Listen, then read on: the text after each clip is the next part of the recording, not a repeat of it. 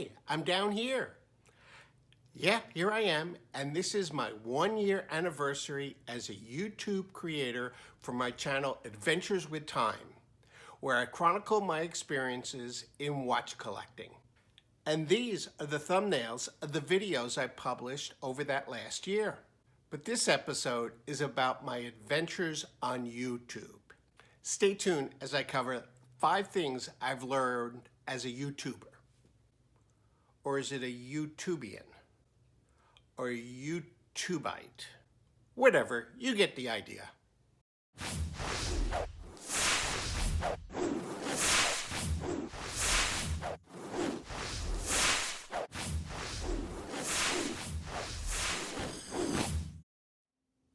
So welcome to Adventures with Time. And if you're interested in watches or watch collecting, I encourage you to subscribe to this channel. But on this episode, we deviate from watches and talk about YouTube. Although I've been collecting watches for almost 2 years now, I've only been publishing content on YouTube for a year.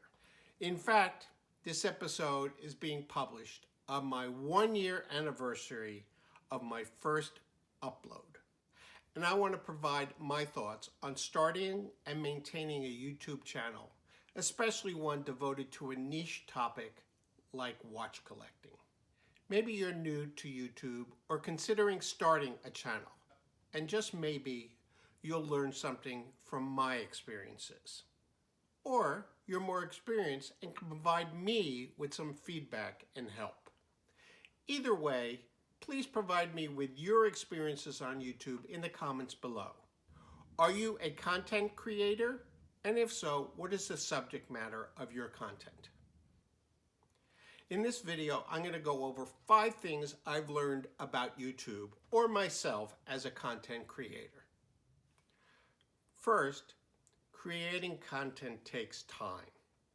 My goal was to publish 1 video each week, but over the last 52 weeks, I've fallen a bit short. In fact, this is my 40th video in the last year. And I think the volume of videos I've created is directly driven by how long it takes to create just 1 video. And my videos aren't long. They average about 10 minutes. For each video, I go through several steps. First, I have to decide on the subject of the video. This can either be a review of a specific watch or something general about watch collecting, like how to clean watches, how to store watches, how to buy and sell watches. Then there's scripting the discussion.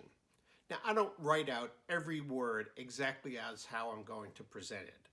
I create a bullet list of ideas or themes that I want to cover, and I expand upon it as I videotape myself. And this often means that I have to do several takes just to get my words out properly. Next comes the actual videotaping. Now, I usually take 2 types of scenes. One is like this, with me talking, and the other is a desktop view of watches or whatever the subject matter is. This means setting up my lights, setting the camera position, getting everything all prepped up, and recording the video. And in fact, several takes. Next is what I think is the biggest time consumer, and that is editing the video, the various clips I've taken. Sometimes, in fact, I don't like what I filmed and I have to go back and refilm it, which means setting up everything again. Usually, I try to at least take a view of the video I've shot before I tear down my equipment. This way I save some time. Editing takes a long time, especially depending upon the complexity of the editing that you want to do. If you want to put overlays in, picture on picture, transition between scenes, it can all take a lot of time. And the last step is uploading and publishing to YouTube. And there's a bit of data, or what they call metadata, that you have to provide. Description of the video, a thumbnail, a title, and all the keywords that people can search on.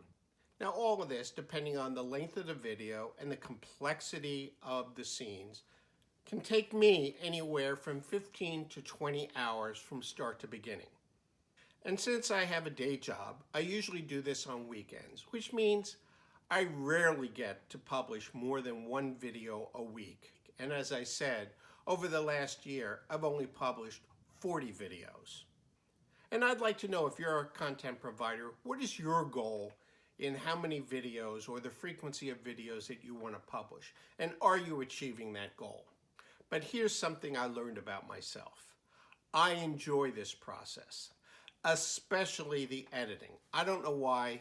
Maybe it's because I'm an engineer by trade and detail-oriented. I love the process of creating and tweaking and doing cool stuff on my video, as you saw in the introduction to this.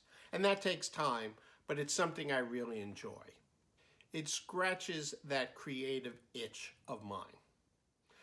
The second thing I've learned about YouTube, and especially for me, where my subject matter is watch collecting, which has a relatively small following when you look at all the things on YouTube. That is, it's hard for me to find sufficient content to keep making videos on a weekly basis. If you watch any videos on watch collecting, what the majority of them are is reviews of specific watches. That means they either have watches in their collection, which they're reviewing, or they get to borrow watches from friends or from dealers. I haven't reached that point yet where dealers are willing to send me watches so that I can make videos of them. And I have a few friends who collect watches, but I haven't gotten around to asking them if I could borrow their watch for a weekend so I can make a video. So for me, if it's a video about a specific watch, it has to be one that I've acquired. And I don't have the resources to buy 52 watches a year. Nowhere near that. That's why I supplement my content with watch-related topics, not necessarily on a specific watch, but about collecting as a whole. But I'd like to get to that point. To me, it's all about building and fostering that community of shared interest and getting to know people and share our ideas and our experiences. That's one of the things I like about being a YouTube content creator. Third thing I've come to discover is you don't have to spend a lot of money to create content for YouTube. I use my iPhone 8 to create my videos for not only scenes like this, but even close-up photography. The camera on my phone is more than sufficient for getting the quality video that I want. Now, I have spent a little money on some lights, on a microphone. I already had a tripod, and I bought a few other things like a macro lens, a desktop mount so I can mount my camera right on my desktop to take close-up videos of watches. And I've even bought some special effects materials like a green screen and even some costumes. I don't know if you saw this intro of this video I did on Flieger watches where I pretended to be a pilot in a dogfight. That was fun. But I doubt I've spent more than $500 in total on equipment. So you don't have to break the bank to be a content creator. The fourth thing I've learned over the last year is that what's interesting to me is not necessarily interesting to others. And watch collecting is a great example of that. There are people who really love watches, but then there are those who couldn't care a bit about watches or watching content about watches. And to illustrate that, let me tell you that I've created some special effects for introductions to my videos, just to get people into watching the video. Well, when I've showed this to some friends, or I've had them watch my videos, their comeback is, gee, why didn't you make that introduction longer? It was fun to watch, but we didn't have enough of it. Well, the purpose of the video is to talk about watches, not these special effects. Those intros are really my way of enticing people into the video, getting them to watch more. So those friends of mine aren't interested in the real content. They're interested in those cool things. So if your channel is on a niche subject like mine is, it's going to be hard to build a base of a lot of subscribers. And this brings me to my fifth point. If you think you're going to like it, just jump in and do it. Don't worry about who's going to watch or if they're going to think you're any good. Let me be honest, you're going to suck at first. I did, and sometimes I still suck at it.